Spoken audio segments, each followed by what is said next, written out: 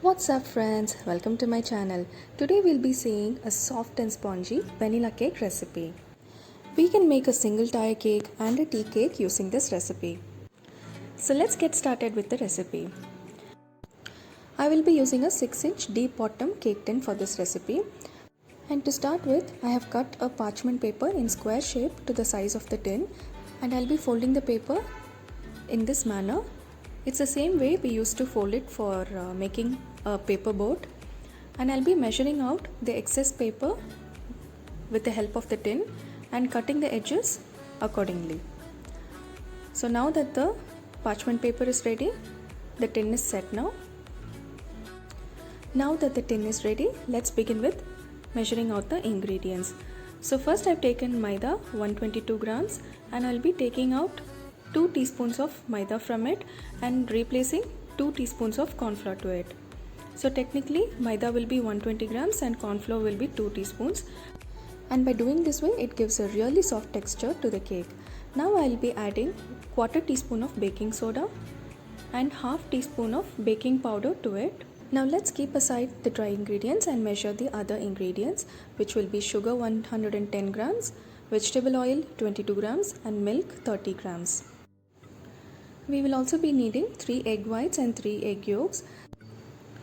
We'll be beginning the process by beating the egg whites with a pinch of salt for 2 minutes or until it's foamy in texture.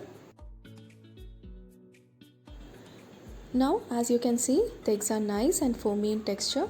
At this point we'll be adding the granulated sugar in 3 batches.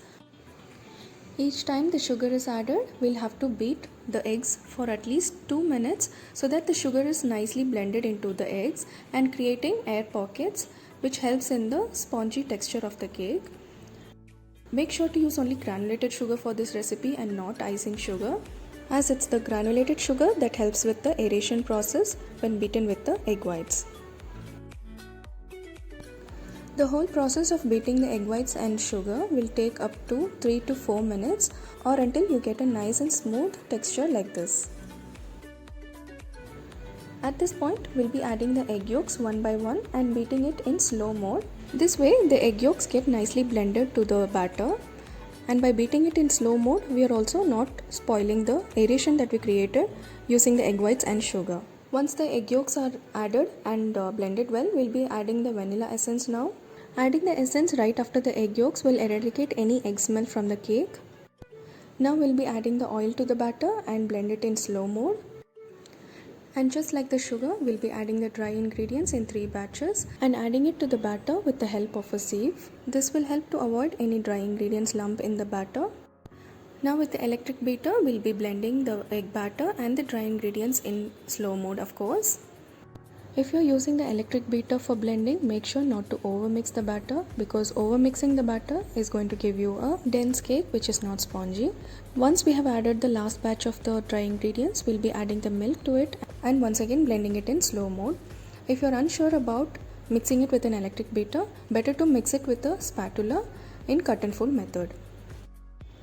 Throughout the process of the blending part, make sure that the electric beater is in slow mode and not in high speed, as I know some of us might be tempted to use the high speed to speed up the process.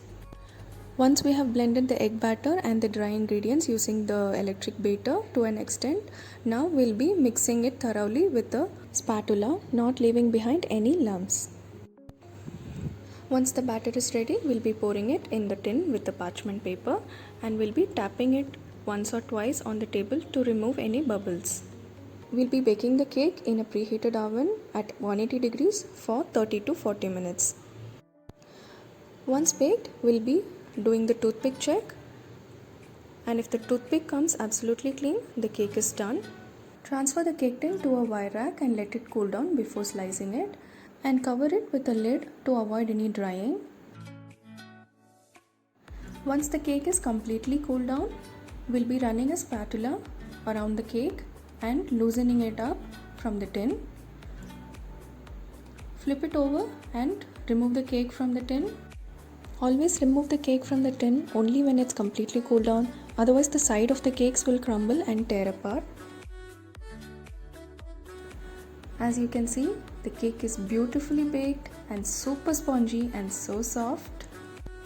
As I said earlier, this cake is really great for one-tier cake and tea cakes. If you're making a two-tier cake, this type of cake is not advisable as it's very soft and it won't be able to hold up the weight above it. Look at this, isn't it so soft and so velvety? Do give it a try and let me know how it turned out for you in the comments. If you like the content, don't forget to give it a thumbs up and share it with your friends and family. If you're new to my channel, don't forget to subscribe to my channel and press the bell icon to get notifications of more such useful videos. See you in my next video. Bye bye.